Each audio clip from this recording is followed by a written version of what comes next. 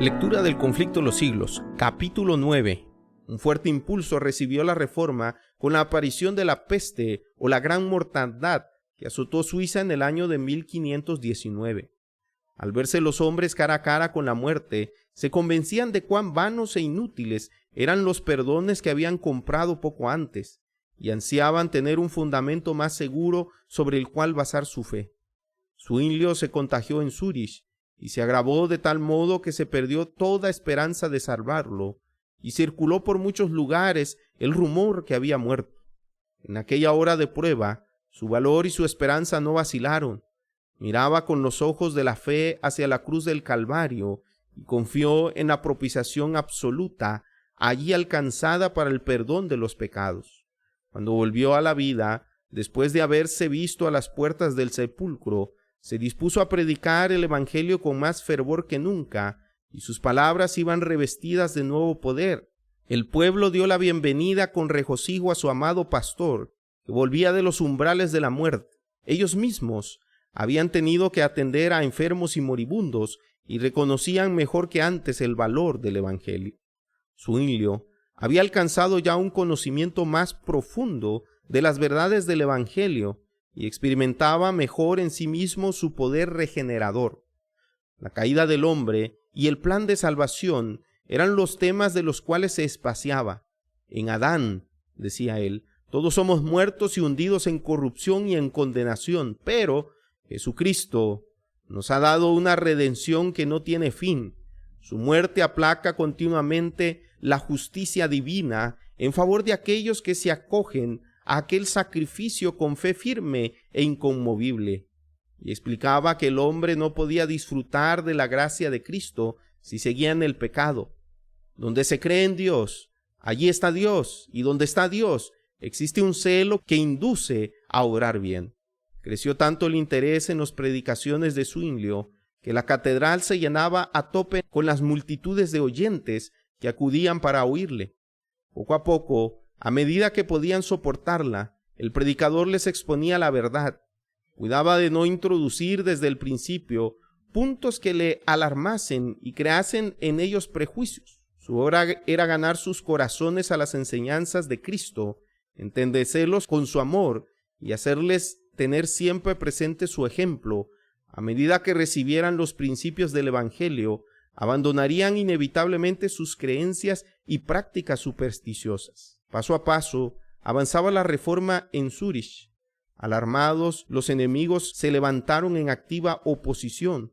Un año antes, el fraile de Wittenberg había lanzado su no al Papa y el emperador en Worms, y ahora todo parecía indicar que también en Zúrich habría oposición a las exigencias del Papa. Fueron dirigidos repetidos ataques contra Zwinglio. En los cantones que se reconocía al Papa, de vez en cuando algunos discípulos del Evangelio eran entregados a la hoguera, pero esto no bastaba.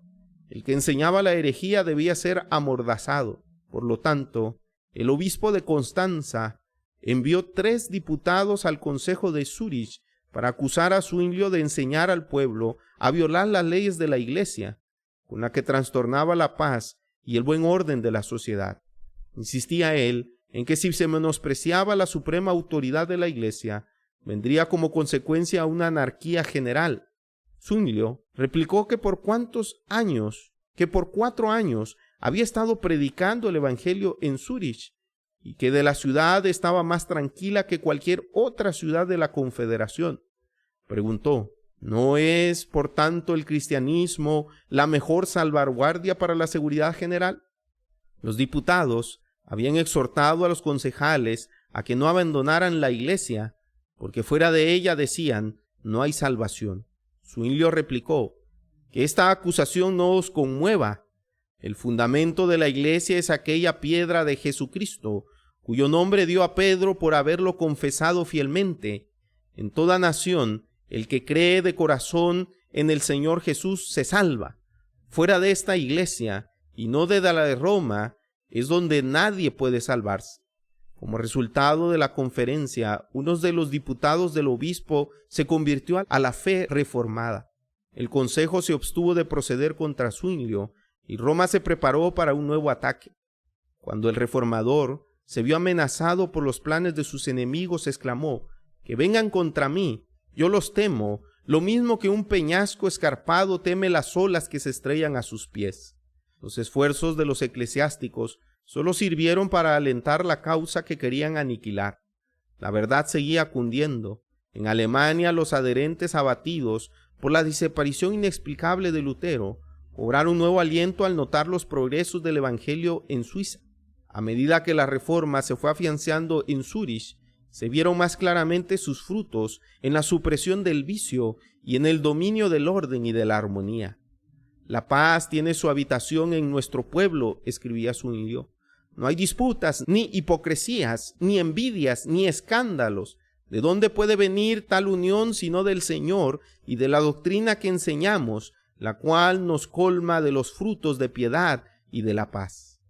Las victorias obtenidas por la Reforma indujeron a los romanistas a hacer esfuerzos más resueltos para dominarla.